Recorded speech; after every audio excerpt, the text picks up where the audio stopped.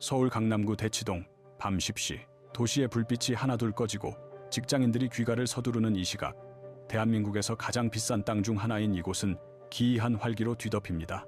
왕복 8차선 도로는 거대한 주차장으로 변해버렸습니다. 비상등을 켠 채 꼬리에 꼬리를 물고 늘어선 수백 대의 승용차 행렬, 그 사이를 아슬아슬하게 비집고 들어오는 노란색 학원 버스들. 마치 재난영화의 피난 행렬을 방불케 하는 이 혼돈의 현장은 바로 학원 수업을 마친 아이들을 픽업하러 온 학부모들의 전쟁터, 이른바 대치동 라이딩의 현 주소입니다. 잠시 후 건물 문이 열리고 쏟아져 나오는 것은 좀비처럼 창백한 얼굴을 한 초등학생과 중고등학생들입니다. 자기 키만 한 가방을 메고 편의점 삼각김밥으로 끼니를 때우며 밤거리로 쏟아져 나오는 이 아이들에게 저녁이 있는 삶이란 존재하지 않습니다. 대한민국은 지금 사교육이라는 거대한 괴물과 동거하고 있습니다. 통계청 발표에 따르면 지난해 한국의 사교육비 총액은 무려 26조 원을 돌파했습니다. 이는 웬만한 중소국가의 1년 예산을 넘어서는 규모이자 한국의 저출산 예산이나 국방비의 상당 부분에 육박하는 천문학적인 액수입니다. 부모들은 노후 자금을 헐고 대출을 받아 학원비를 댑니다. 내 아이만 뒤처질 수 없다는 공포, 이 하나가 26조 원짜리 시장을 굴리는 엔진입니다. 과거에는 개천에서 용 난다는 말이 통했지만 이제는 개천에서 용 쓰다 죽는다는 자조 섞인 농담이 진실이 되어버린 사회. 부모의 경제력이 곧 아이의 성적표가 되고 그 성적표가 다시 아이의 미래 소득을 결정하는 세습, 자본주의의 가장 잔혹한 연결고리가 바로 이곳 대치동 학원가에서 완성되고 있습니다. 이것은 단순한 교육열이 아닙니다. 경제학적으로 볼 때 이것은 전 국민이 참여하는 죄수의 딜레마 프리저너스, 딜레마 게임입니다. 남들이 시키지 않는다면 나도 시키지 않고 돈을 아낄 수 있겠지만 옆집 아이가 학원을 다니는 순간 나만 안 시키면 내 아이가 도태될 것이라는 확신. 이 불안감이 모두를 사교육 시장으로 몰아넣고 결과적으로는 모두가 막대한 비용을 지불하지만 등수는 그대로인 제로섬 게임, 세로섬 게임을 반복하게 만듭니다. 오늘 우리는 이 밤 10시에 정체된 도로 위에서 한국 경제의 활력을 갉아먹고 가계 경제를 파탄내며 결국 국가 소멸의 위기인 저출산까지 불러온 사교육 카르텔의 실체를 추적해보려 합니다. 화려한 입시 성공 신화 뒤에 가려진 부모의 등골과 아이의 피눈물로 쌓아올린 대한민국 교육의 민낯을 공개합니다. 비극의 시작점은 대학 입시를 목전에 둔 고등학교 3학년 교실이 아닙니다. 이 잔혹한 레이스의 출발선은 기저귀를 갓댄 사세, 5세 유아기로 내려갔습니다. 서울 강남과 목동, 분당 등 교육 특구에서 성행하는 소위 영어 유치원, 영윤, 그 첫 번째 관문입니다. 월 200만 원에서 300만 원을 호가하는 학원비는 웬만한 직장인의 한 달 월급과 맞먹지만 이곳에 들어가기 위해 4살짜리 아이들이 입학 레벨 테스트를 치르고 그 테스트를 통과하기 위한 새끼 과외를 받는 촌극이 벌어집니다. 영어 유치원 출신이 아니면 초등학교 입학 후 상위권 영어 학원 레벨 테스트에서 탈락하고 이는 곧 특목고 입시 실패, 명문대 진학 실패로 이어진다는 공포의 알고리즘이 학부모들의 이성을 마비시키기 때문입니다. 최근 대치동을 휩쓸고 있는 가장 기이한 현상은 단연 초등 의대반 광풍입니다. 초등학교 3, 4학년 아이들이 고등학교 미적분과 물리 문제를 풉니다. 의대 정원 확대 이슈와 맞물려 지금부터 준비하지 않으면 의대에 갈 수 없다는 학원가의 불안 마케팅이 적중한 결과입니다. 10살짜리 아이에게 10년 뒤의 입시를 위해 하루 14시간의 학습 노동을 강요하는 이 현상은 아동학대를 넘어선 사회적 고문에 가깝습니다. 하지만 부모들을 비난하기엔 한국 사회의 현실이 너무나 냉혹합니다. 저성장 시대, 계층 이동의 사다리가 모두 끊어진 상황에서 의사면허는 자본주의의 거친 파도를 견뎌낼 수 있는 유일한 구명조끼이자 부와 명예를 보장하는 마지막 동아줄로 여겨지기 때문입니다. 경제학적으로 이를 붉은 여왕의 효과, 레드 퀸 에펙트라고 설명합니다. 루이스 캐럴의 소설 속 붉은 여왕의 나라에서는 주변 풍경이 같이 움직이기 때문에 죽어라 달려야 겨우 제자리를 유지할 수 있습니다. 옆집 아이가 선행학습을 3년 앞서가면 내 아이도 3년을 앞서가야 중간이라도 갑니다. 남들이 100만 원을 쓰면 나는 150만 원을 써야 안심이 됩니다. 이 과정에서 사교육 시장의 공급자들, 즉 학원과 일타 강사들은 막대한 부를 축적하지만 수요자인 학부모와 학생은 끊임없이 가난해지고 피폐해집니다. 정보의 비대칭성을 쥐고 흔드는 소수의 돼지 엄마 학원 정보를 독점하는 학부모 리더와 공포를 파는 학원 마케팅, 그리고 이에 휘둘리는 대다수의 불안한 부모들. 이것이 연간 26조 원이 허공으로 사라지는 사교육 카르텔의 작동 원리입니다. 11월의 어느 목요일 아침, 대한민국 상공의 모든 비행기가 이륙과 착륙을 멈춥니다. 주식시장의 개장 시간이 늦춰지고 경찰차와 소방차가 지각생을 실어 나르기 위해 사이렌을 울리며 도심을 질주합니다. 전 세계 어디에서도 볼 수 없는 이 기이한 국가적 셧다운은 오직 단 하루 대학 수학 능력 시험 수능을 위해 존재합니다. 이날 하루에 12년의 노력이, 아니 인생의 등급이 결정된다는 믿음은 한국 사회를 지배하는 가장 강력한 종교입니다. 하지만 이 거룩한 시험 뒤에는 공교육을 무력화하고 사교육을 필수로 만드는 킬러 문항, 초고난도 문제이라는 교묘한 상업적 트릭이 숨어 있습니다. 교과서만 봐서는 절대 풀 수 없는 비비 꼬아놓은 국어 지문과 고등수학의 괴물 같은 문제들은 변별력이라는 미명하에 아이들을 학원으로 내모는 가장 강력한 채찍입니다. 공교육은 학교 수업만 잘 들으면 된다고 말하지만 현실은 냉혹합니다. 학교 선생님은 평범한 진도를 나가는데 시험 문제는 대치동 1타 강사의 스킬 없이는 시간 내에 손도 댈 수 없게 출제됩니다. 이 괴리값과 바로 사교육 시장이 돈을 버는 틈새입니다. 학원은 지식을 가르치는 곳이 아니라 시험 문제를 기계적으로 맞히는 기술을 파는 곳이 되었습니다. 연봉 100억 원을 훌쩍 넘기는 소위 1타 강사들은 연예인급의 인기를 누리며 그들의 강의를 듣기 위해 수천 명의 대기표가 발생합니다. 이들이 벌어들이는 천문학적인 수익은 어디서 나오는가? 바로 노후를 포기하고 마트 장 볼 돈을 아껴 학원비를 입금하는 평범한 부모들의 주머니입니다. 자본주의 사회에서 교육이 상품화되는 것은 어쩔 수 없다지만 한국의 사교육은 생존을 인질로 잡은 약탈적 구조에 가깝습니다. 이 과정에서 탄생한 신조어가 바로 에듀푸어 애드리부어, 교육 빈곤층입니다. 겉보기에는 번듯한 직장에 다니고 아파트에 사는 중산층이지만 월 소득의 30, 50% 이상을 자녀 사교육비로 지출하느라 실질적인 삶의 질은 빈곤층 수준에 머무르는 가구들을 말합니다. 이들은 노후 준비는커녕 당장의 생활비 대출에 허덕이면서도 학원비만큼은 줄이지 못합니다. 내가 못 입고 못 먹는 건 참아도 자식이 죽는 건 못 참는다는 한국적 정서와 지금 투자하지 않으면 아이가 평생 고생한다는 경제적 공포가 결합하여 합리적인 소비 통제를 불가능하게 만듭니다. 가계부채 증가의 숨은 주범이자 내수 소비 침체의 강력한 원인이 바로 이 과도한 사교육비 지출입니다. 돈이 학원과 블랙홀로 빨려 들어가니 정작 가족의 행복을 위해 쓸 돈은 말라버리는 풍요 속의 빈곤이 반복되고 있습니다. 시야를 세계로 돌려보면 대한민국 사교육공화국의 기형적인 모습은 더욱 극명하게 드러납니다. 교육 선진국이라 불리는 핀란드나 독일의 경우 방과 후 풍경은 한국과 정반대입니다. 오후 3, 4시면 학교가 끝나고 아이들은 체육 활동을 하거나 가족과 시간을 보냅니다. 그들에게 교육은 경쟁이 아닌 시민을 길러내는 공공재입니다. 대학 진학률이 70%에 육박하는 한국과 달리 독일은 초등학교 4학년 때 인문계와 직업계를 나누지만 사회적 반발이 없습니다. 대학을 나오지 않고 기술직 마이스로 일해도 충분한 소득과 사회적 존경을 받을 수 있기 때문입니다. 반면 한국은 대학 간판이 평생의 소득 격차, 결혼 배우자의 등급, 심지어는 수명까지 결정짓는 승자, 독식 사회이기에 전 국민이 단 하나의 좁은 문을 향해 돌진하는 병목 현상이 발생합니다. 이웃 나라들과 비교해도 한국의 사교육 몰입도는 병적입니다. 입시 지옥의 원조격인 일본조차 2000년대 유토리 여유 교육을 도입하며 과도한 경쟁을 완화하려 시도했고, 중국은 2021년 쌍감 정책, 숙제와 사교육 부담 경감을 통해 영리 목적의 사교육을 사실상 금지하는 초강수를 두었습니다. 시진핑 정부가 학원 산업을 공동 부유의 적으로 규정하고 하루아침에 에듀테크 기업들을 박살낸 것은 극단적이지만 그만큼 사교육이 국가의 출산율과 경제 평등을 해친다는 위기의식을 공유하고 있다는 증거입니다. 그러나 한국은 다릅니다. 1980년 전두환 정권 당시 과외 금지 조치를 내렸지만 비밀 과외가 성행하다 결국 위헌 판결을 받고 풀렸습니다. 공권력으로도 막지 못한 한국 부모들의 교육열은 전 세계 어디서도 유례를 찾기 힘든 종교적 신념에 가깝습니다. 미국의 입시 제도와 비교해보면 공정성에 대한 한국인의 독특한 집착이 보입니다. 미국 아이비리그 입시는 성적뿐만 아니라 에세이, 봉사활동, 리더십, 스포츠 등 정성적 요소를 종합적으로 평가 홀리스틱 리뷰합니다. 반면 한국은 주관적 개입을 극도로 불신하기에 오로지 객관식 점수로 줄을 세우는 수능에 목숨을 겁니다.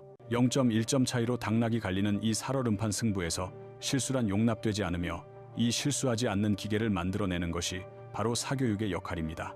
창의력이나 비판적 사고력을 길러주는 교육이 아니라 정해진 시간 안에 정답을 찍어내는 문제풀이 기술자를 양성하는데 연간 26조 원을 쏟아붓는 나라. 노벨상 수상자가 평화상과 문학상 외의 과학 분야에서 전무한 이유도 어릴 때부터 질문하는 법 대신 정답을 외우는 법만 훈련받은 사지선다형 인재의 한계 때문일지도 모릅니다. 대한민국 경제가 직면한 전대미문의 위기, 합계 출산율 0.7명대의 인구 절벽은 사교육 문제와 때려야 뗄 수 없는 샴쌍둥이입니다. 많은 경제학자들이 한국의 저출산 원인을 분석할 때 가장 먼저 꼽는 것이 바로 양육 비용의 폭등이며 그 핵심에 사교육비가 있습니다. 젊은 부부들에게 아이를 낳는다는 것은 최소 월 100만 원에서 많게는 수백만 원에 달하는 20년 만기의 고정 지출 청구서에 서명하는 것과 같습니다. 내 자식을 패배자로 만들 바에야 차라리 낳지 않겠다는 것은 이 잔혹한 승자 독식 게임에 참여하지 않겠다는 2030세대의 합리적인 그러나 슬픈 파업 선언입니다. 결국 사교육 시장의 비대는 국가의 미래 성장 동력인 인구 자체를 갉아먹는 자기 파괴적 메커니즘으로 작동하고 있습니다. 거시경제적 관점에서 볼 때 사교육비 지출은 심각한 자원 배분의 왜곡을 초래합니다. 연간 26조 원이라는 막대한 자금이 생산적인 R&D나 기업 투자 혹은 내수 소비로 흘러가지 않고 오직 점수 경쟁을 위한 비생산적인 영역에 매몰되고 있습니다.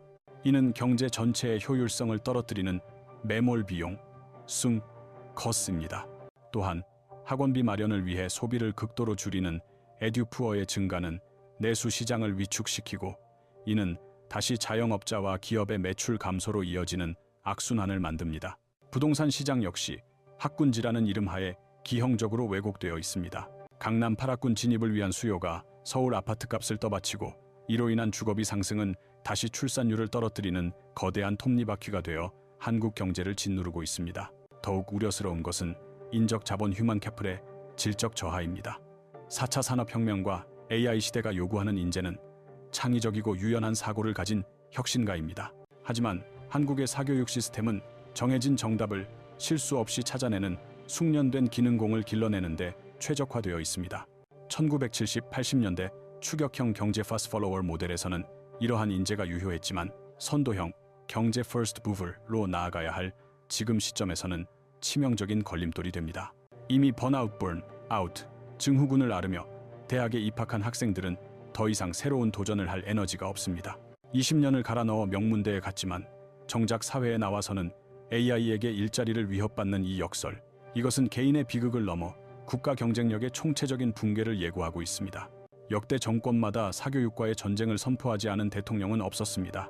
사교육비 경감은 민생 안정의 최우선 과제이자 저출산 해결의 열쇠이기 때문입니다. 최근 윤석열 정부 역시 수능에서 킬러 문항을 배제하고 사교육 카르텔을 엄단하겠다는 초강수를 두었습니다. 국세청이 대형 학원을 세무조사하고 교육부는 사교육 업체와 유착된 현직 교사들을 징계했습니다. 그러나 시장의 반응은 싸늘합니다.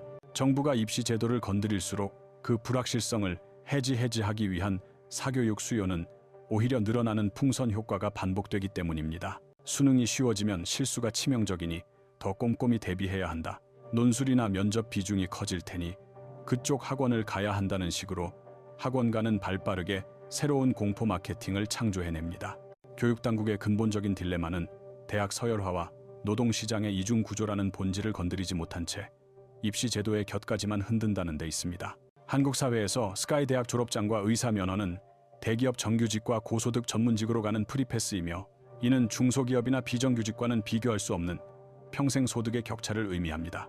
이 보상 체계가 확고한 상황에서 단순히 시험 문제를 쉽게 낸다고 해서 경쟁이 사라질 리 만무합니다. EBS 연계율을 높이고 방과 후 학교를 늘리는 공급 위주의 정책은 더 좋은 대학, 더 높은 간판을 원하는 수요자들의 욕망을 전혀 충족시키지 못합니다. 결국 정부의 규제는 사교육 시장을 더욱 음성화 고도화시킬 뿐 대치동의 불을 끄기에는 역부족인 미봉책에 그치고 있습니다.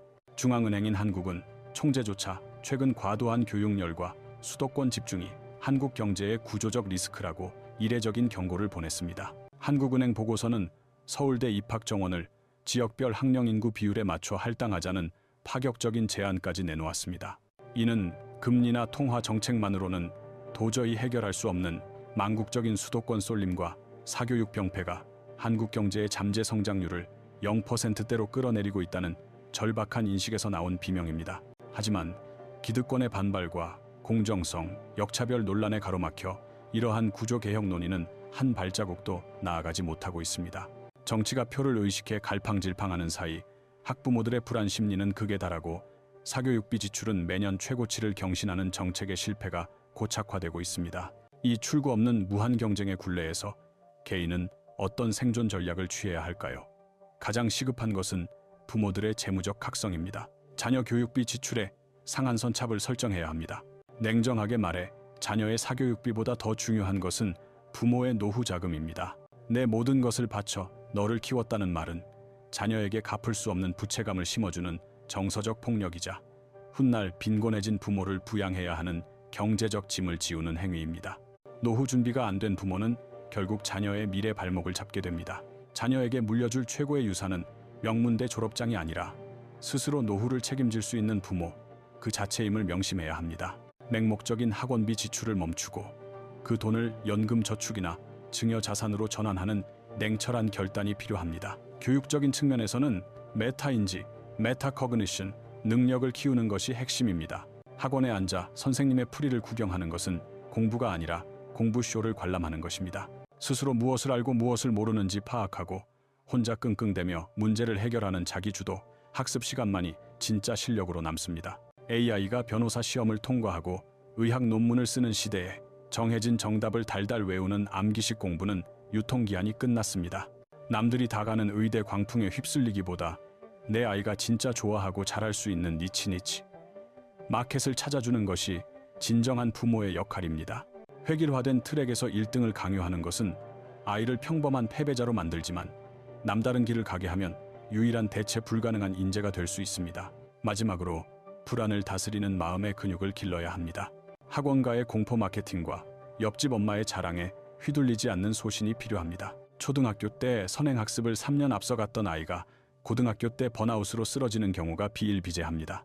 입시는 단거리 경주가 아니라 12년, 아니 평생을 가야 하는 마라톤입니다. 아이에게 필요한 것은 문제풀이 스킬 하나 더 배우는 것이 아니라 실패해도 다시 일어설 수 있는 회복 탄력성, 레실리언스과 충분한 수면, 그리고 정서적 지지입니다. 학원을 끊고 아이와 대화하는 시간을 늘리는 것, 그것이 300만 원짜리 과외보다 아이의 뇌를 더 건강하게 발달시키는 최고의 교육 투자입니다. 밤 12시 대치동 학원가에 드디어 정막이 찾아옵니다. 마지막 셔틀버스에서 내린 아이는 무거운 어깨를 늘어뜨린 채 집으로 향합니다. 그 뒷모습에서 우리는 잃어버린 대한민국의 동신을 봅니다. 운동장에서 흙먼지를 뒤집어 쓰고 뛰어놀아야 할 아이들이 창문 없는 독서실에 갇혀 오지선다형 문제와 씨름하며 시들어가고 있습니다. 우리는 이 아이들을 대치동 키즈라 부르며 부러워하지만 정작 그들의 눈동자는 빛을 잃은 채 공허하기만 합니다. 부모는 노후를 갈아넣고 아이는 현재를 저당 잡혀 만들어낸 그 화려한 성적표가 과연 누구를 위한 승리인지 되물어야 할 때입니다. 한강의 기적을 만든 동력은 분명 교육이었습니다. 하지만 2025년의 교육은 더 이상 계층 이동의 사다리가 아니라 계층을 고착화하고 불평등을 대물림하는 거대한 장벽이 되었습니다. 학벌이 곧 신분이 되는 사회, 패자 부활이 허용되지 않는 잔혹한 사회 시스템을 바꾸지 않는 한 대치동의 불빛은 꺼지지 않을 것이고 대한민국의 출산율 그래프는 반등하지 못할 것입니다. 행복은 성적순이 아니잖아요 라는 오래된 영화의 대사가 30년이 지난 지금 더욱 뼈아픈 절규로 다가옵니다. 우리가 아이들에게 물려줘야 할 것은 1등급 성적표가 아니라 남과 비교하지 않고도 스스로 행복을 찾을 수 있는 건강한 자존감, 그리고 실패해도 괜찮다고 말해주는 따뜻한 사회입니다. 이제 카메라에 불을 끄며 우리는 묻습니다. 당신의 자녀는 오늘 하루 몇 번 웃었습니까? 그리고 그 아이를 바라보는 당신은 행복합니까? 이 질문에 선뜻 대답하지 못한다면 지금 당장 멈춰서야 합니다. 다큐멘터리 사교육 공화국은 여기서 마치지만 우리 아이들의 진짜 인생은 내일 아침 다시 시작됩니다. 그 아침이 지옥 같은 입시 전쟁터로 향하는 길이 아니라 배움의 기쁨을 찾아가는 설레는 등굼길이 되기를 간절히 바랍니다.